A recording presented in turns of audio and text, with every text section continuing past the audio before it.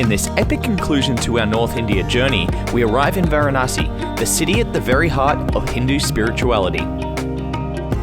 Resting on the banks of the sacred Ganges, Varanasi is a place where life and death meet in rituals as old as time. Here we witness powerful ceremonies, timeless traditions, and discover why the city draws millions in search of faith and peace.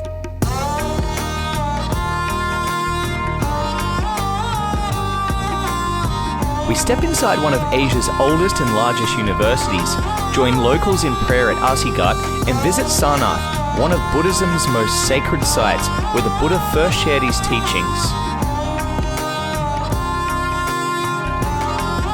Join us on this holy spiritual adventure in Varanasi on the sacred river Ganges. Our story picks up as we board an overnight train from Agra, still carrying the wonder of the Taj Mahal with us as we head deeper into the soul of India.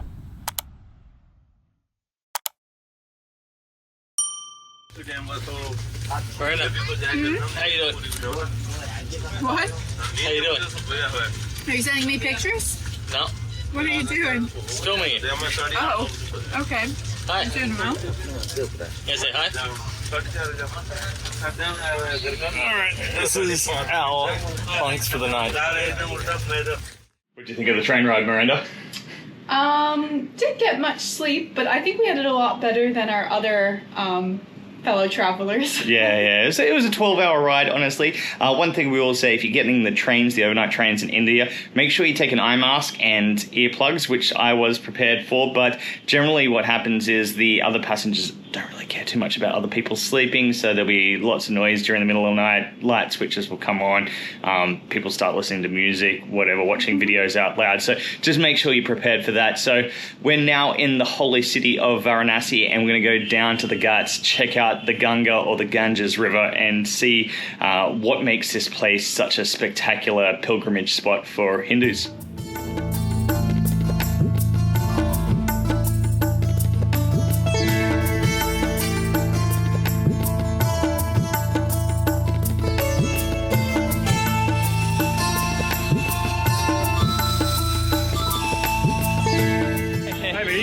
Yeah, we were talking about the top 5 noisiest cities in the world, and our guide Ravi was just saying I need to redo my research because this definitely takes the cake. So far, the noisiest city in India. I think they just sound the horns for the sake of sounding horns. Whoa. And the new thing that we've learnt with crossing the roads now is you don't even bother looking at traffic. You just have to hope for the best. All right, let's do it. Oh, that's good. That's the Momo. Miranda's going to give a Momo a go.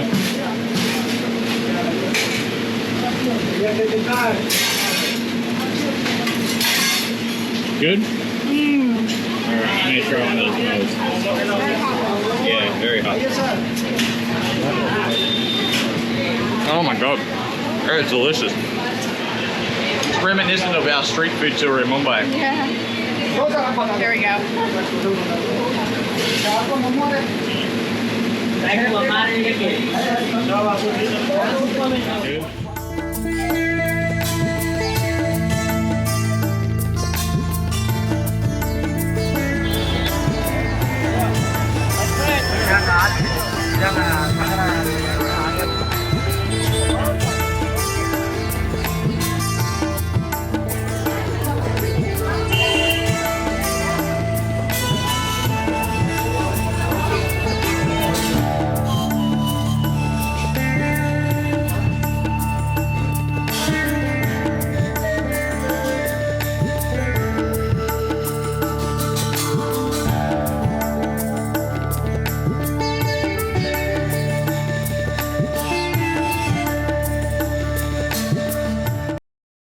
There is the temple of Shiva known as Vishwanath. It is one of the holiest places in India. It is said that Shiva arose as a beam of light in 4 separate places in India, and that is one of them. So typically the tradition is to come down here to the Ganga or the Ganges River, bathe in the Ganges River, bring some water, The line up there to get into the temple is 3 to 4 hours typically, and then they would offer some of that water to Shiva, and that would absolve them of their sins. And it's said that the Ganges River, if you were to be cremated here, will give you an instant access into heaven. Now, the Hindus believe in reincarnation, so that would get them out of the cycle of reincarnation and into nirvana, which is heaven. And this is the only place in India where 24-hour per day cremations take place. All other places in India, the rules typically state that it is from sunrise to sunset. So this is one of the holiest places, and it's one of the oldest living cities in the world, if not the oldest. It's about 5,000 years old. The Hindus call it Kashi Varanasi, is what we call it today.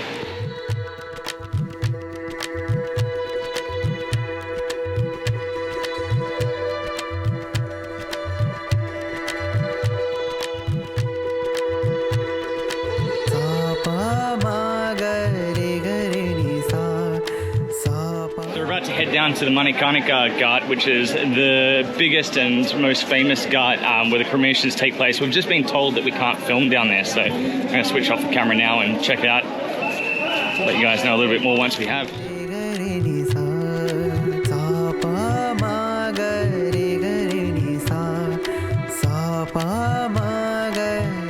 Alright, we're at the Blue Lassi, famous lassi place in Varanasi. Got a banana coconut lassi, and now I can ponder.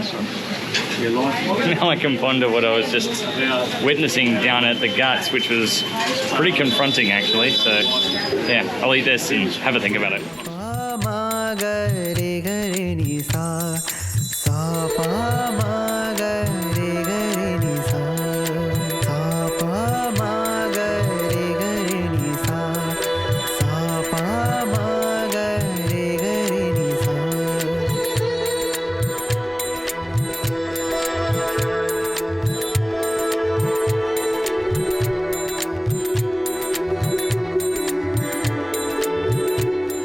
Miranda? I'm guessing which ones are real and fake silk.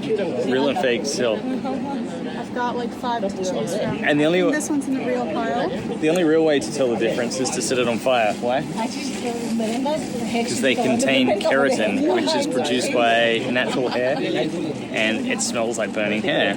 So, or the same silk, I should say, it's the same chemical element as hair. It comes from a silkworm. That should smell like burning hair. I'm going to try it out in a second. I'm going to burn some. Ryan's figuring it out. I'm just getting covered in these things everywhere. Okay, now try it again. Yeah, it smells like burnt hair. Oh, see, look at that. This one's real. It is also passing through the freezer. Yeah. Oh, it's yeah, so it's fake. That was in my fake file. Now you smell it. It's not fake. Rub it. Fire it again, fire it. Catch a fire, blow it. Nuts, cashews, lime, tobacco. And what do they call it? They call it pan, P-A-N, pan. Pine. This is different to the beetle thing. Right? Yeah. Yeah. Always red.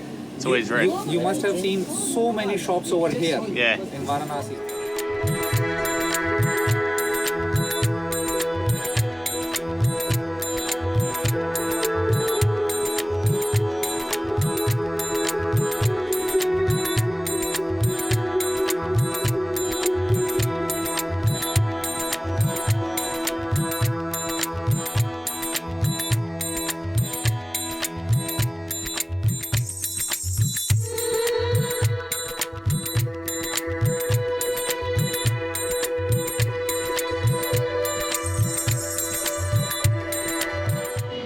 Well, that was our first day in Varanasi. What do you think? Very busy, very vibrant city. It is absolutely chaotic. We're comparing it to the markets in Mumbai. The density here is so intense, and I suspect we were just going through there at peak hour. It was really, really intense. Now, we didn't film down the ghats because of respect for the religious processes that were going on there, but what were your feelings around that? Like, what did you feel when you got out there? It was a bit strange. Like, Yeah. it didn't feel real. Like they were carting down or carrying dead bodies like constantly, but they had them all covered so you couldn't actually see the person. And they were done up kind of nice as well. They had colors and stuff. They had it like dressed in colors, and then they would take them up and cremate them, like just put them in the fire. It's not really for us to say our thoughts on the whole process because, you know, it's a religion that hundreds of millions of people believe and follow in the world. But to tell you the experience specifically that I had, we first walked down to the water and there were some guys standing in the Ganges, in the water there, bringing the bodies down. I don't think you saw that part, but it was in the mud and they were bringing the bodies down into the water and they were bathing them. And then they were taking them onto the roofs and that's where they were burning them. There were multiple fires up there, fire pits with bodies on the fire. Like you could literally see the bodies on the fire. They were initially covered up, but eventually that all burns off and you can see the bodies and the body parts. The thing that I felt when I went up there, I suppose it was less of a spiritual or emotional thing, but it was boiling hot. It was about 35 degrees Celsius and the wind was blowing in our direction. So all the fires, as soon as we come up the step, they were like pretty much singeing the hairs on your face. You're breathing ash. Well, that's the other thing that I was going to mention is like I took a few breaths because, you know, the heat knocks the wind out of you and all I inhale the smoke, I can still kind of feel it in my lungs and you kind of think about, well, that smoke's not just wood fire, it's also human beings as well. So it was really, really uncomfortable, I suppose, like on a physical aspect. And I know it's a very spiritual thing, but at the same time, we were told not to take photos, and then there are people up there trying to get selfies with us and sell us things. And I didn't feel that was very respectful. Like, obviously, those people are doing what they do. But then we're going through the markets, and it was kind of like we're trying to process all of this, and it was so hectic and chaotic. So not to put a real negative spin on this, but just a bit of realism, I suppose. That's kind of how it is out there, and it can be uncomfortable, you know, these places, and just something to be aware of and prepared for. But tomorrow we're actually going to do a ceremony at sunrise, which is supposed to be quite a peaceful and lovely ceremony. So hopefully we'll get to see that side of things as well. We get to see the beauty of, you know, why this place is so important to everyone. So we'll do that early in the morning. Sounds good. Let's do it.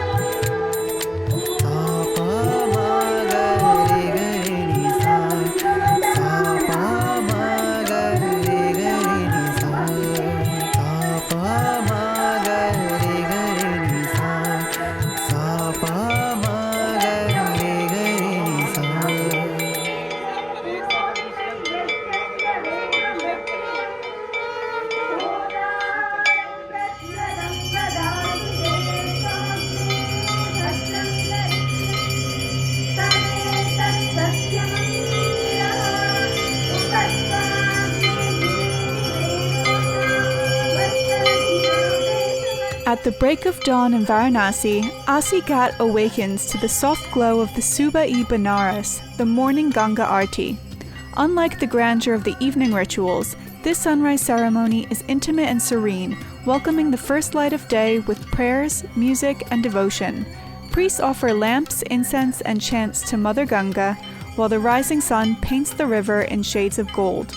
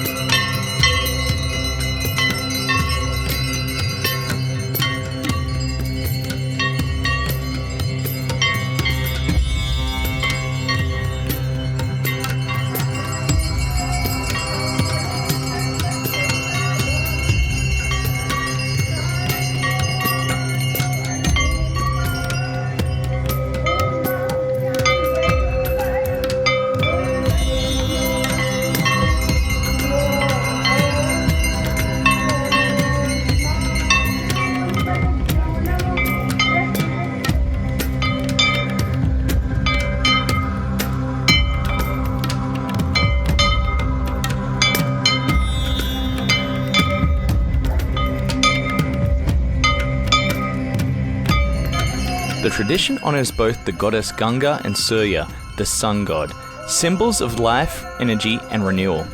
For centuries, Hindus have believed that the beginning of the day with prayer by the sacred river cleanses the soul and sets the tone for righteous living. Watching the Aarti here at dawn is not just about ritual, it's about witnessing the city's heartbeat as it synchronizes with the rising sun, a timeless rhythm of faith and light.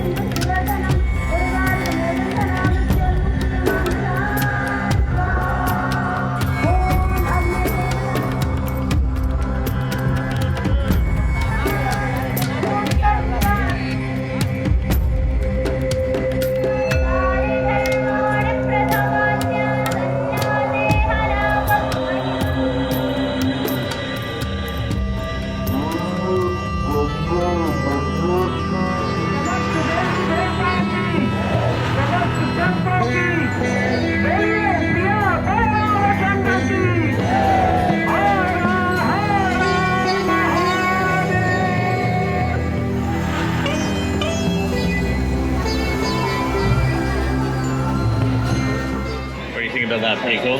Yeah, I thought it was beautiful. Absolutely stunning watching the sun come up over the Ganges. It was the Aarti ceremony. It's Subah-E-Banaras, and it's basically the morning worship of the Ganges. So they do it at sunrise and sunset every single day, 365 days a year. We were just saying that this is like the opposite experience to yesterday, where it's so hectic and chaotic, and today it's just so relaxing and peaceful, and it's a nice way to start the day. People are still going into the Ganges and swimming, absolving themselves of their sins, and lighting little candles and letting flowers loose in the Ganges in the hopes that their prayers are fulfilled. It's quite cool.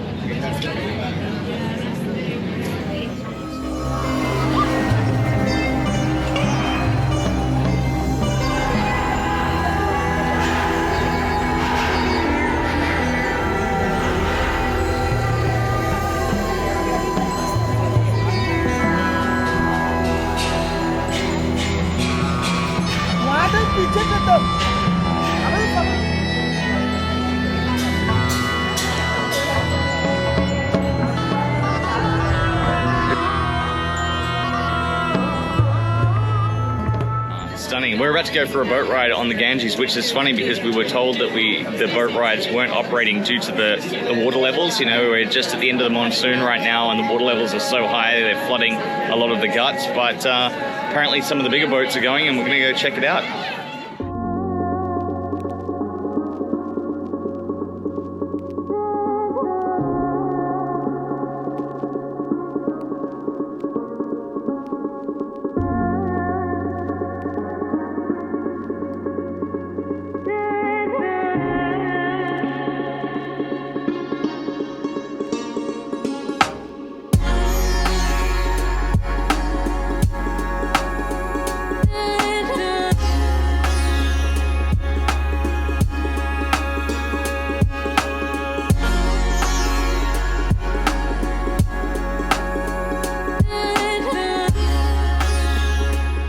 For centuries, the Ganges has been seen as the purifier of body and soul.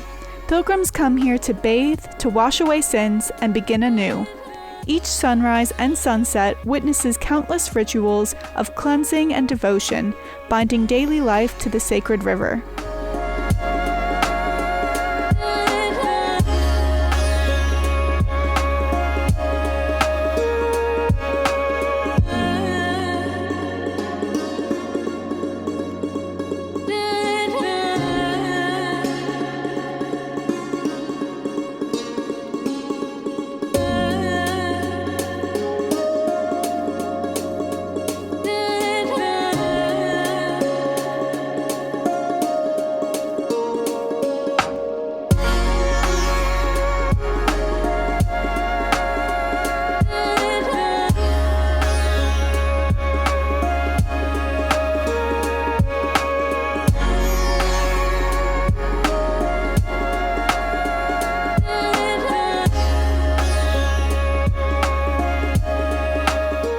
In the final journey, cremation on its banks is believed to grant liberation, uniting the soul with the eternal flow of the Ganga.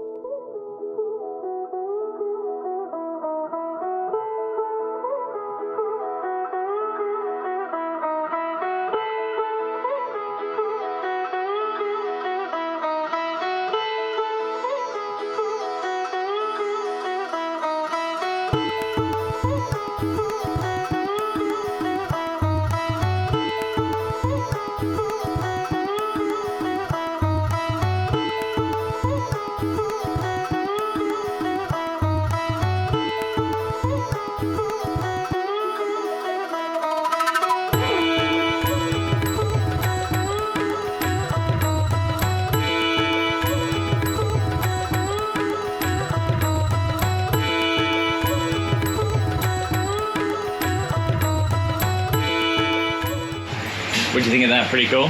It was awesome. That was stunning. We were actually pretty disappointed thinking that we weren't going to be able to go on that boat ride, so the fact that it ran today, we're really appreciative, and it was just beautiful and peaceful, like totally opposite to yesterday's chaos and whatnot. But we're at a nice little chai place right across from where we started the boat rides. It's called Gada Chai, which actually means grandfather's tea, and this is some of the best chai I have had so far. It's really good.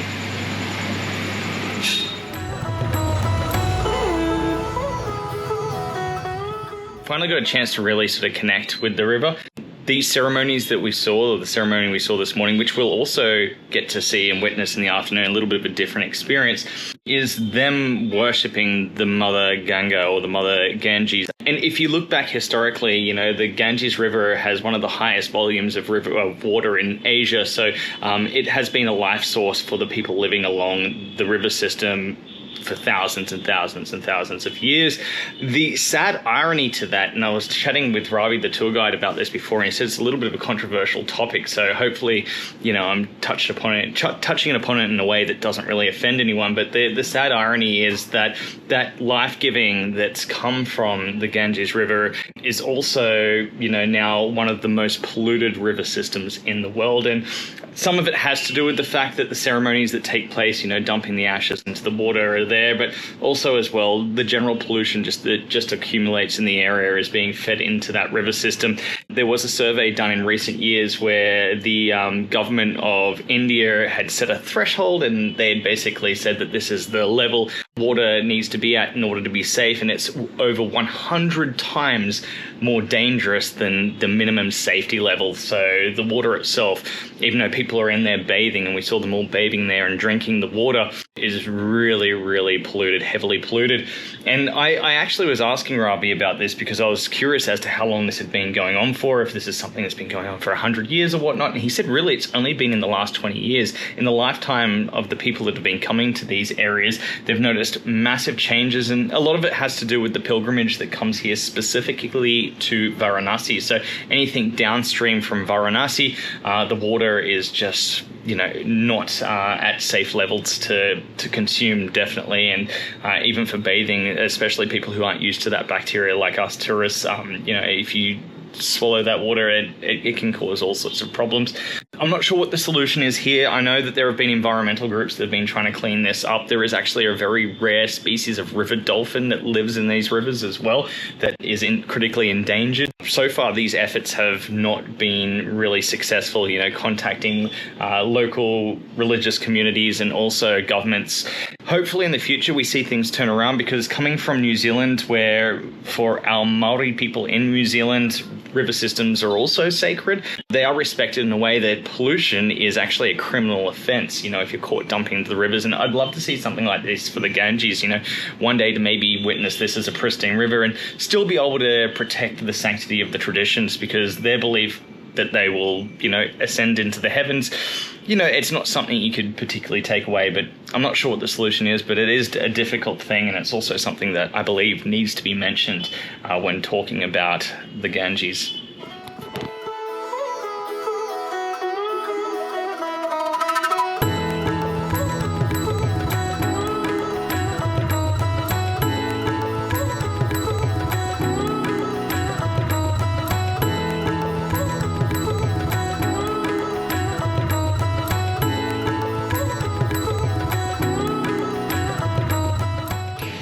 right in the center of the semicircular shaped Banaras Hindu University, which is one of the largest universities in Asia. It's 5 kilometers wide, and it also is over 100 years old. The education here is basically free, along with the accommodation as well, which is really cool, and it's a very well recognized university.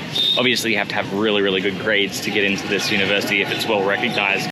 Kind of has a feel of a forest community as well, coming in and driving right through, heavily forested. All the different departments are in their own separate quarters and areas. It's quite interesting being in the heart of bustling Varanasi, this beautiful sort of almost like tranquil area, especially the fact that we don't hear so many horns beeping compared to what we had before we entered in here. But yeah, it's quite nice. We're actually with Shubi over here, who went to this university, and she's going to show us around, and also going to check out the Hindu temple here, which is apparently a really spectacular temple.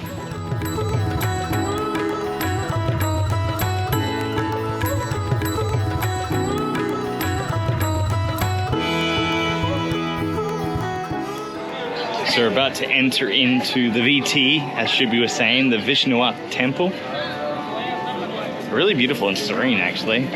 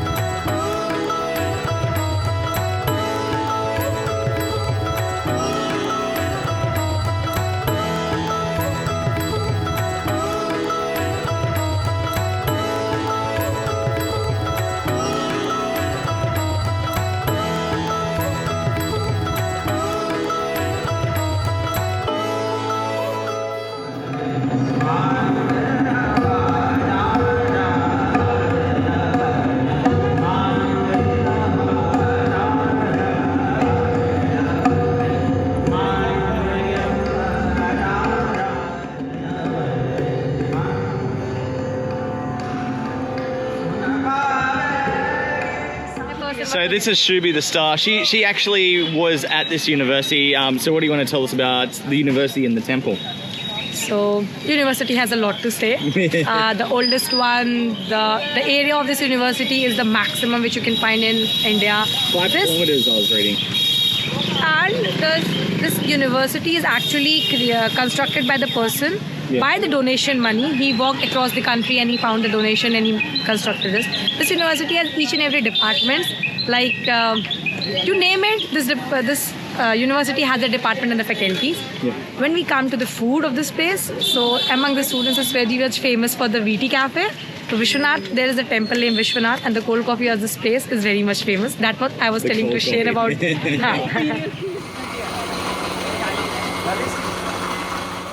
So this is the famous cold coffee that everyone comes here for. Oh yeah, it's like the ultimate iced coffee. We're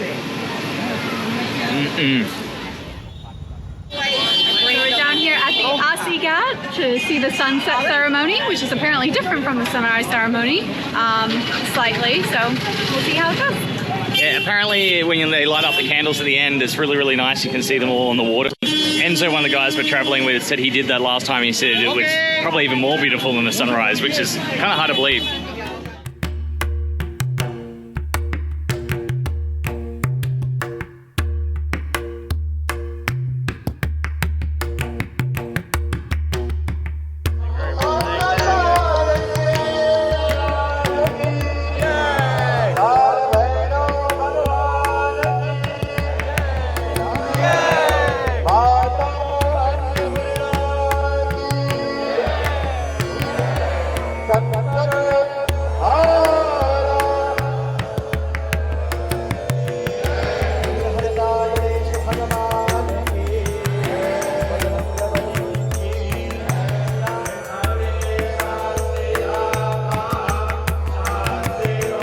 As evening descends on Varanasi, the Asi Ghat transforms into a stage of light and performance with the Grand Ganga Aarti.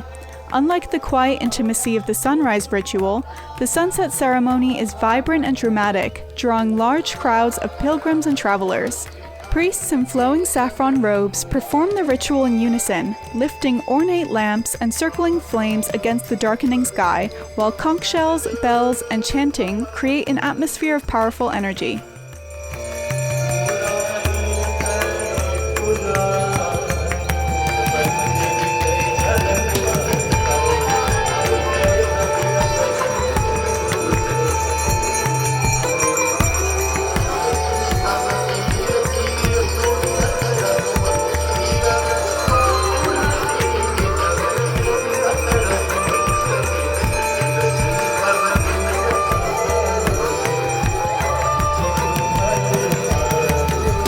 This spectacle celebrates the river not only as a goddess, but also as the eternal lifeline of the city, marking the day's end with gratitude and reverence. Where dawn offers stillness and renewal, dusk offers intensity and celebration. Together, they embody the rhythm of faith that defines Varanasi.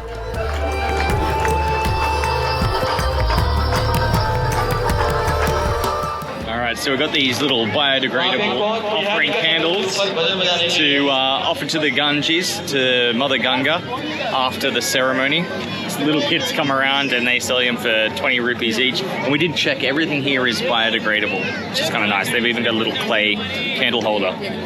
Miranda's happy about that.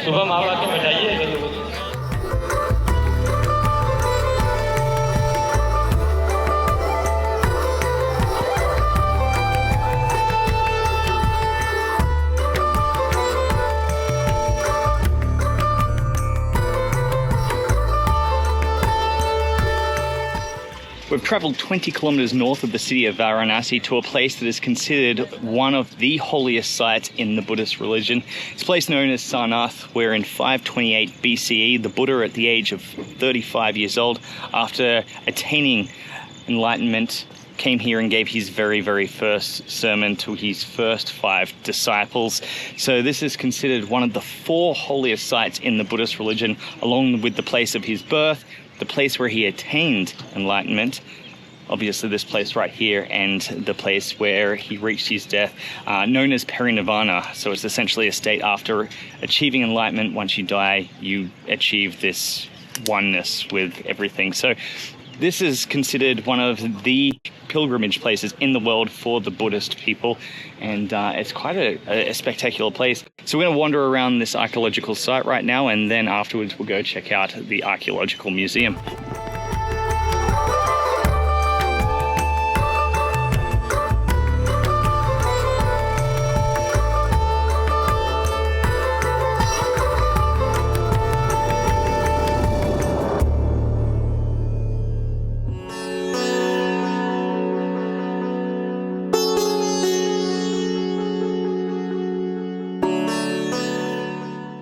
So the Dharmak stupa behind me here, sitting at just over 43 meters tall, was actually said to be one of the spots where the Buddha's ashes may have been buried in 544 BCE when he died. They say that there were 8 different stupas located in various locations, and this could have been one of them. There's a Jain temple that goes back to that time that sits just on the other side there as well, and that's also a very sacred site. There's also other Buddhist temples located in the area, such as the Tibetan Buddhist temple, and we also saw a Chinese Buddhist temple as well. So as I mentioned earlier, this is one of the holiest sites for the Buddhist people. It's absolutely cool, and yeah, it's been great just seeing how much these religions and cultures mean to these people when we've been visiting all these sites, you know.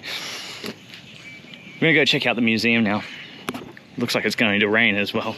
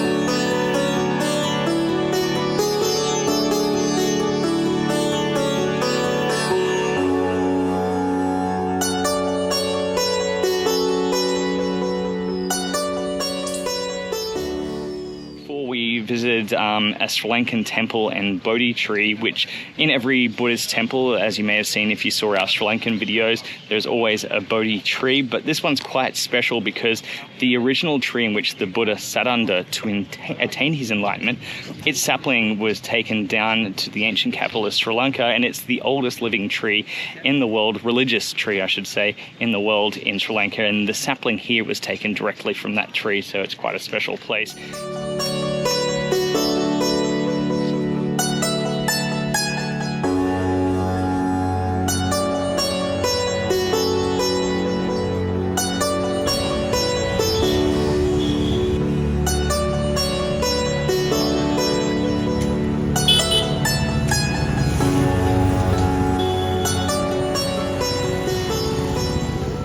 So we've arrived at the Archaeological Museum, and just something to note, they don't allow cell phones inside, which is strange because you can take your camera. Obviously I'm recording on this, but the phones need to be locked up in a locker, in which they give you the key, so it seems somewhat secure, but it's a little bit strange.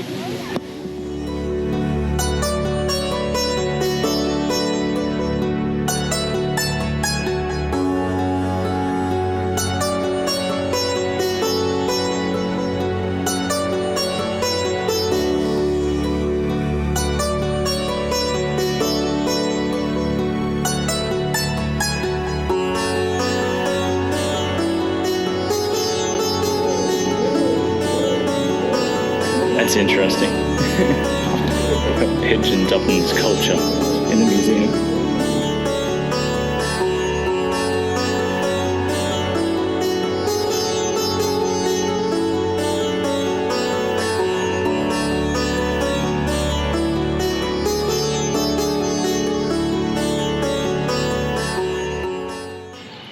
So we've entered into the giant Buddha statue area, and we've got a Thai temple or pagoda over here and the Thai style Buddha. You can actually see differences in the different styles of the Buddha throughout different regions in Asia. And the Thai, they tend to use a lot of gold in their structures as well. So we'll see some statues coming up here that are all gold inlaid.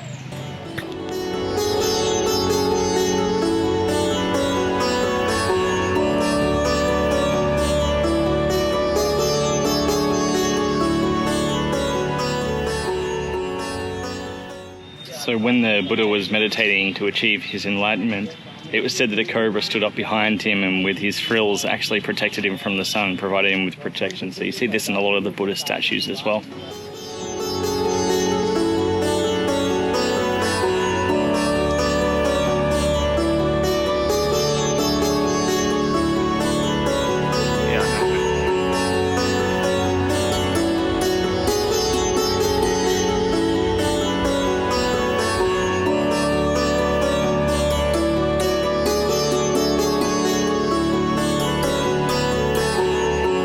As we wrap up our time in India's holiest city, we make our way to the railway station to board our overnight train back to Delhi.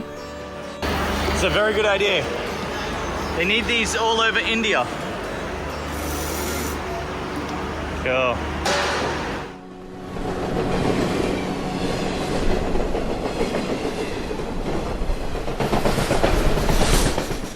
Your pizza, Miranda? It looks so good. What's the name of this place? Dr. Zombies. In Delhi. This is supposedly the best pizzas in Delhi. There's your buddy.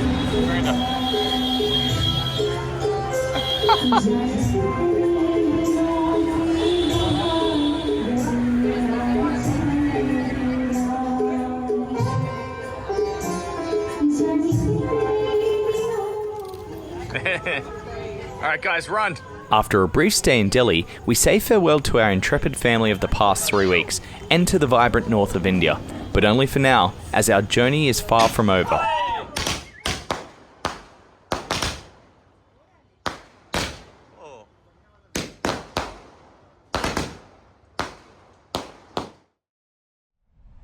Next, we travel south to explore the lush tropical paradise of Kerala, where new adventures await.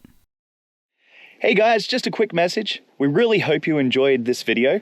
If there's anyone you think would enjoy our videos, please share and help us grow global travel stories. We thank you for your support.